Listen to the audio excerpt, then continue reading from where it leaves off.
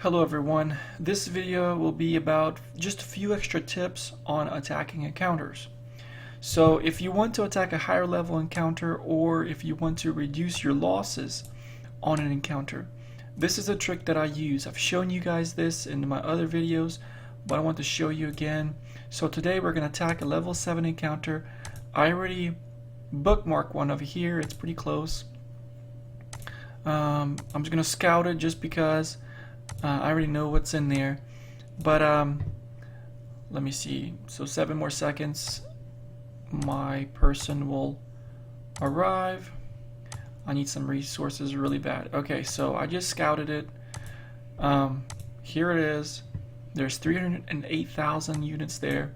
There's swords, horses, swords. There's one thing of siege right in the middle. Okay, so first thing you do when you look at a report is if there is a siege, that means that siege will first attack your archers, then it will go after the other siege, and then it will go after your melee units, these swords, spears, and horses. So that's the order that the siege attacks. So whenever you want to attack this camp, make sure you know that if you only send T5 archers to attack this camp, this siege is gonna attack the archers. So you want to make sure that you give this siege a target. So this siege will hit the nearest archers that it can find. So the goal for you to do is to put T1 archers right in the front, because this siege is going to aim for that. And the reason you want T1 archers is because those are really easy to heal. They use a little bit less resources to heal than other units, at least how I find it. So the first thing is, right now I am set on my upkeep equipment. Let me just turn this on. Okay, so I'm not going to attack, but I'm going to show you like this. If I click on this encounter camp and I do attack, and my march size is 676,000 units, and this is my preset to attack. I put my my biggest archers in the back and then T1 archers in the front, so that way that siege, as you saw, can hit these T1 archers and wound them, but not touch my T5 archers. Okay, so this is the trick, is you do not just want to attack a level 7 encounter. If your bonuses are not really high, you want to activate some boosts. I always have these boosts activated. If you need extra boost, you can activate these attack versus encounters. It's only 400 gold, or you can do health versus encounters, or and also make sure to use regular boosts. You also want to use march size boosts. So if you have a march size versus encounters, go ahead and activate it.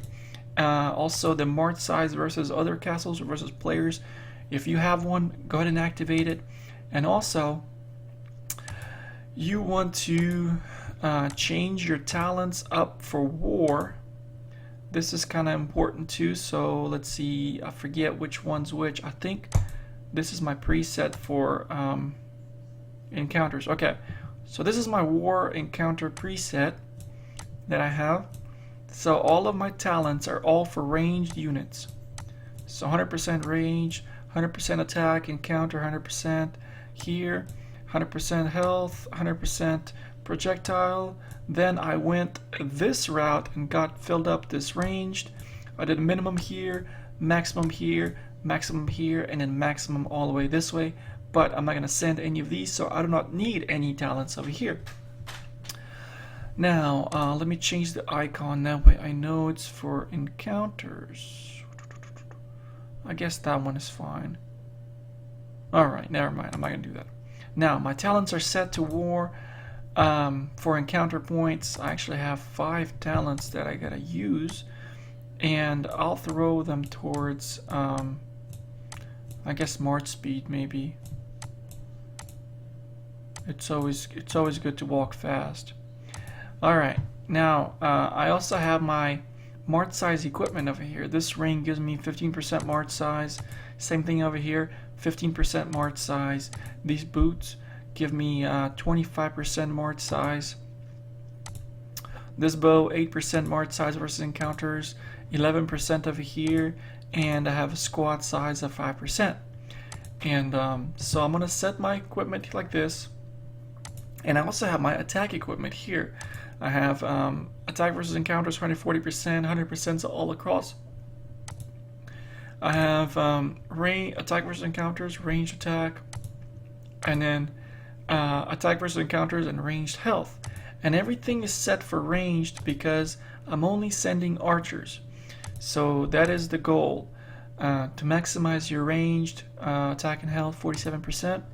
So I'm going to set my equipment to march size, and I'm going to start marching towards this level 7 encounter camp if I can find it. I hope nobody stole it.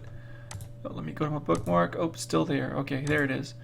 So I'm going to hit attack, and with my equipment set to march size, my march size is 690. Alright, something's wrong here. There it is, 691,000. So if I go back, and I'll just show you, if I switch my equipment back to my upkeep equipment and I try to attack this encounter, my march size is only 600. So by switching my equipment, I add extra 300,000. So I use this equipment, I attack the camp, I switch my presets, T1's in the front, my biggest and best archers all around. I don't have enough to switch these to T5, but I'm going to attack, 2-minute walk, that's okay.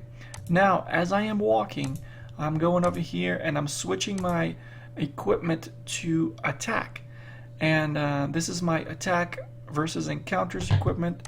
Now that it's switched, my army is going to be big with 900 something march size, plus it will have the big bonuses that I'm sending it with. So I'm going to speed this up. Oh, it's back from a rally. I don't care about that. Attacking, speed up. So we're going to speed this up just a little bit.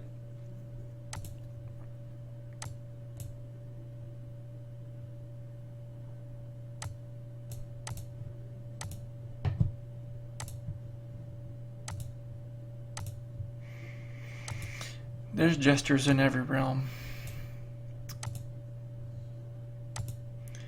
Let me speed this up. Alright, we're almost there. I'm gonna go ahead and mark this sign. And we're attacking.